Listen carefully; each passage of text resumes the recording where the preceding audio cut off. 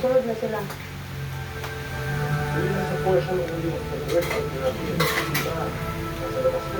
Wala ka ng gift bukas. If you notice, yung mga pinakita nila is yung mga kahoy. Ten, ten, ten, ten, ten, Paligid. ten, ten, Paligid ang kanilang laway. Ang ginagawa kasi nilang pandikit is yung laway. ten, ten, ten, ten, ten. Kasi sila, may entry point doon. Sila maglalaan. It can hold birds inside. And then, Ano sa tingin mo sa yan? Tadam, tadam. Wala ka ng gift bukas. Hoy! Mo yung alam mo na lahat. Wala na. Hoy! Pero bird nest cages. Yung iba mga nakalinya na ito, 100% yan. Meron yung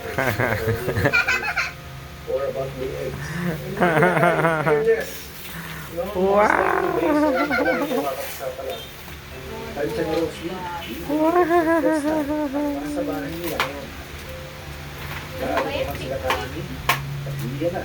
Yung Rosie sa Massachusetts. Snow brown? Si Snow Brown ba yan sasi? Hindi ba brown? May mga ano yan sila eh, mga ulpak. Kasi alam nila kung saan sila nakatira. Hindi ba kayo nangihinayang, ma'am, na pinagawa niyo ito tapos binigay niyo sa mga ibon? Hindi. Hindi kami naminayang. Ang pagtira ng bayawak at ibon sa bahay ng mga tao, mga kapitan na posible ang coexistence sa pagitan ng tao at hayop. Pero depende din ito sa uri ng hayop. Lalo na kung ang pinag-uusapang hayop ay magdudulot din ng banta sa kaligtasan ng mga tao. Books pala siya sasi. At mga tao ay sinyalis natin mainit na ginagalaw ko sila. Wow! May ano pa oh.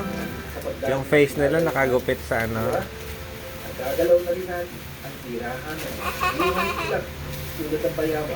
Sino-sino yung mga yan? Darating ang panahon, kasama silang pagtatakot ng buwan. Kaya mapipilitan na sila makikita.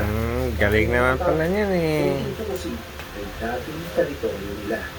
Thank you mga kapuso for watching this video. If you like this video, subscribe to GMA Public Affairs official YouTube channel. And don't forget to click the button below. Storybook pala yan sasi.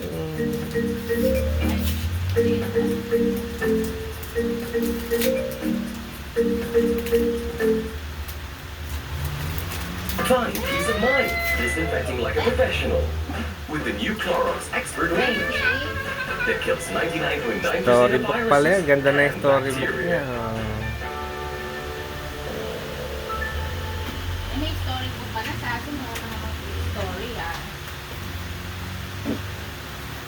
Si Snow ano yun? Snow Red.